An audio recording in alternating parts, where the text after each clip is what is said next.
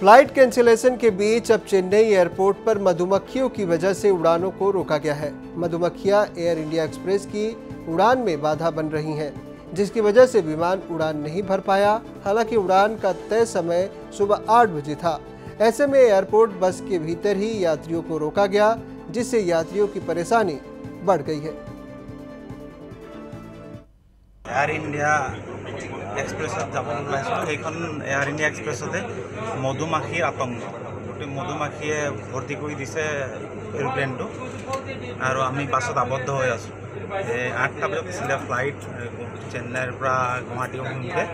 সেইখন ফ্লাইট এতিয়া আমি প্ৰায় 9টা বাজিবলৈ হ'ল, এতিয়ালৈকে আমি যাব পৰা নাই। আমি এতিয়া আতংকত ভুগিছোঁ আচলতে, যে আমি আচলতে হৈছে কি, আচলতে এৰোপ্লেনবোৰত উঠিবলৈ ভয় লগা হৈছে আৰু সেই সময়তে এইটো অৱস্থা। এতিয়া মানুহবোৰো শংকিত হৈছে। আচলতে মোৰ ওচৰত আৰু দুজনমান মানুহ আছে।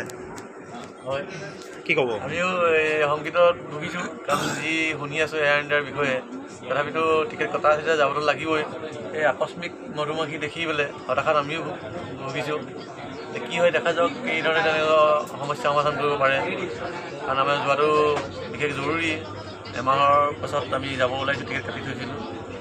তাকে এই কি হৈছে এয়াৰ ইণ্ডিয়াৰ এইবিলাক বুজিবলৈ বহুত নিজকে মানে হতাশাত ভোগাটোতকৈ আৰু কিবা মেণ্টেলি কিবা ডিজাৰ্ভ হোৱা নিচিনাহে অলপমান অনুভৱ হৈছে। হয় হয়, ইয়াত ভালেমান মানুহ আছে, বিভিন্ন ভাষাৰ মানুহ আছে। প্ৰত্যেকে মানে সেইটোৱে ফোনত সেইটো বিষয় লৈ কথা পাতি আছে যে আচলতে হৈছে কি। আৰু আপোনালোকে দেখিছে আমি ভালেমান মানুহ ইয়াত ভৰ্তি হৈ আছোঁ। এখন নহয় কেইবাখনো বাছত মানুহ আছে, এই ফ্লাইটত যাবলৈ আহি ৰৈ আছে।